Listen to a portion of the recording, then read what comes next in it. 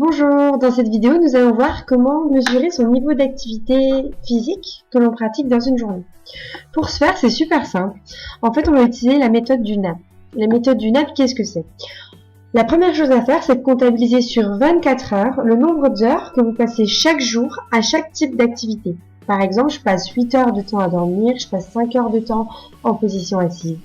Et en fait, toutes ces heures-là, donc au final ça doit faire 24, puisqu'il y a 24 heures dans une journée, et bien vous allez les multiplier avec un coefficient qui est le coefficient NAP, qu'on voit ici dans cette colonne.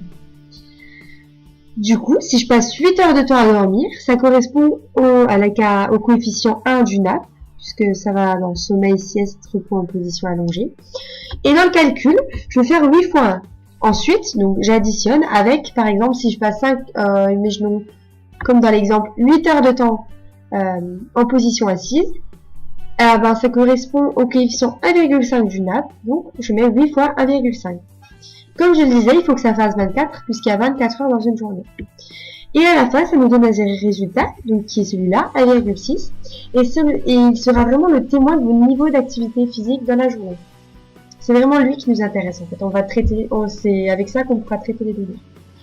Ensuite, ce qu'on voudrait aussi, c'est que dans la petite case remarque, vous fassiez un rapide résumé de votre journée, de la manière dont vous avez géré vos activités physiques. Voilà, je pense que c'est bon. Comme pour le carnet alimentaire, si vous avez si vous avez des questions, n'hésitez pas à nous contacter Amélie et moi, on y répondra avec grand plaisir. Et d'ici là, bonne chance pour remplir cette estimation de dépenses énergétiques et à bientôt. Au revoir!